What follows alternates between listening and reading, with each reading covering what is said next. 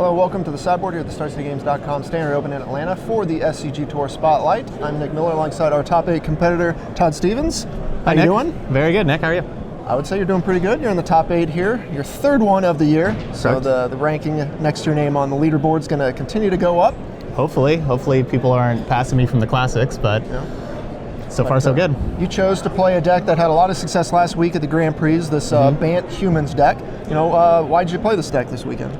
So I tried playing a ramp deck at first because I haven't played Standard in a while, and so I tried this week to try to play a ramp deck, but I just kept on losing to Bant Humans online, and so I was like, you know what, I'm going to look this deck up and I'm going to try this out.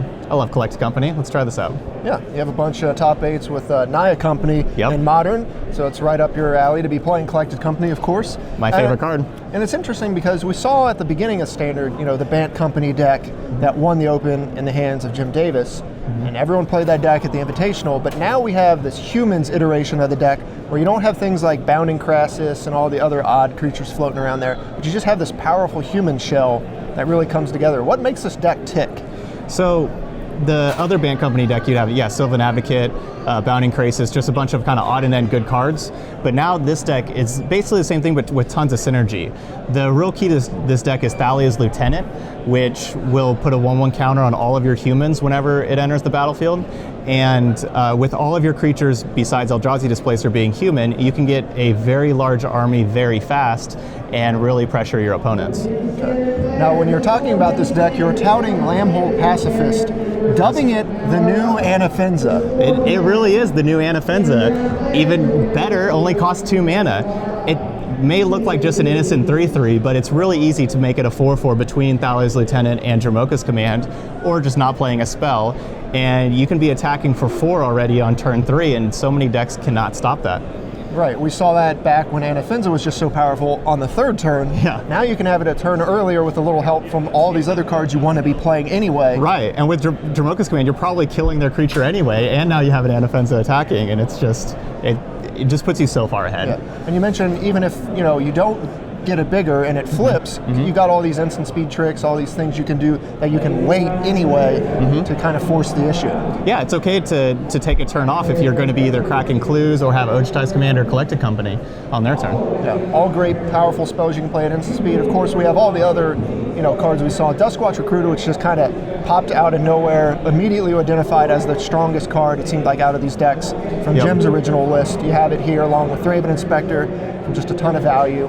Thalia's Lieutenant, and then of course Reflector Mage, just probably one of the most powerful creatures outside of Avacyn in the format. Yep, and especially paired with Displacer, you can just completely own combat. Right, so this is the card that's really shining. Eldrazi Displacer just showing up everywhere. Every deck wants to have some sort of utility with this card. You not only have Reflector Mage, but even some other things going on in this deck that you can really gain some advantage from. Yeah, and even with Thalia's Lieutenant, if you just, sometimes you just have to blink some of your humans to put counters on your Thalia's Lieutenants, or blink your Thalia's Lieutenant to put more counters on the rest of your creatures. So there's just so much you can do with Displacer. Okay, so going into this week, green-white tokens was like the deck to beat. How's the matchup with this deck? Well, I actually, I only lost 1 time to green-white tokens. I think I beat it 4 or 5 times. And the best way to beat it is to just have early pressure, especially Pacifist on turn 2 is key, and early pressure, and then after sideboard have the negates to counter their big threats.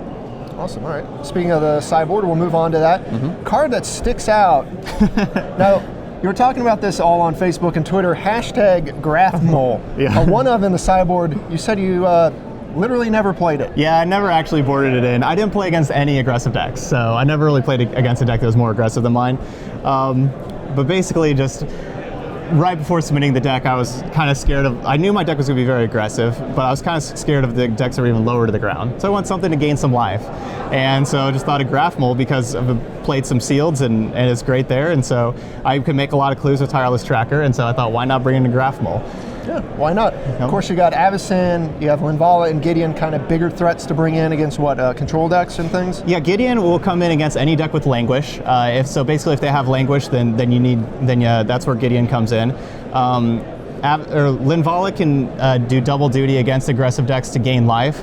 Linvala's great with Displacer, where you can just gain life over and over again, but it's also against green-white tokens. I was bringing in Linvala there against them because they just can't deal with that flyer. Same with Archangel Avacyn. So I was actually transforming against green-white tokens and bringing in both Angels against them. Other cards, Declaration of Stone, you just got to be able to kill some things. Yep. Negate here, you mentioned it against green-white tokens. I imagine it's pretty good against white-black control and things like that too. Right, yeah, any control deck. Negate's just the best counter spell. I have 3, and I definitely do not recommend playing less than 3. 4 is even fine. Like, I would probably play 4 in a heartbeat, yeah. All right. You got some other ones. You got Dim Protector's just always good, a value card. And then Profaner of the Dead here. This seems like a spicy one. Yeah, Profaner of the Dead is really my way to beat Cryptolithrite decks, especially the green-black ones that have Zulaport Cutthroats. It's really hard to attack through them. I don't have anybody that tramples, so I need to just sometimes just wait and clear their whole board.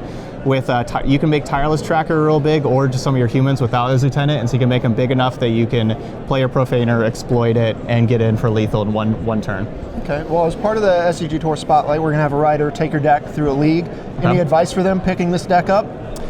Basically, just be aggressive as possible. All right, you heard it here. Well, Todd, you're in the top 8. We wish you the best of luck. For everyone at home, enjoy the video and enjoy the series.